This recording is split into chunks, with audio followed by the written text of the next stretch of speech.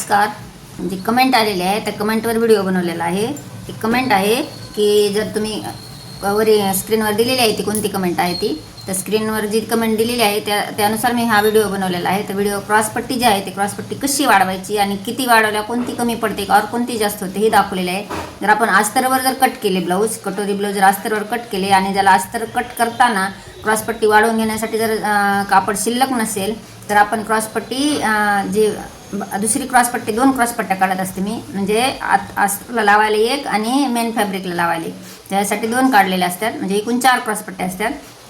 तर जी आहे ती हे पहा मी रिअल दाखवते. ही जी क्रॉसपट्टी आहे ती आपण ब्लाऊजचे माप टाकताना काढली होती आणि ही क्रॉसपट्टी वाढवण्यासाठी आपल्याला कापड शिल्लक नव्हते, त्याच्यामुळे ही जी लावलेली आहे मी ही क्रॉसपट्टी, ही बाहेरच्या क्रॉसपट्टी म्हणजे मेन फॅब्रिकच्या क्रॉसपट्टीला तर मी ही परत 1 इंचाने वाढवून घेतली. म्हणजे ही अर्धा इंच ह्याच्यात गेली. आपल्याला ह्याला अर्धा इंच वाढवायचं असते, त्याला कापड नसल्यामुळे आपण ह्या क्रॉसपट्टीला वाढवून हे पहा ह्या पद्धतीने आपण शिलाई केलेली आहे.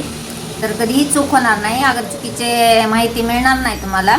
तर त्यामुळे ह्या पद्धतीने जर अस्तरचे जर कापड कमी असेल क्रॉसपट्टीसाठी, याचा व्हिडिओ अपलोड केलेला आहे स्क्रीनवर. त्याचा ज्याची जी लिंक आहे त्याचा फोटोही मी स्क्रीनवर देते, म्हणजे तुम्हाला लक्षात येईल आणि त्याची लिंक खाली बायोमध्ये देते. तर तुम्हाला लक्षात येईल की हे ब्लाऊज जे आहे ते कसे शिवलेले आहे आणि क्रॉसपट्टी कशी वाढवून घेतलेली आहे.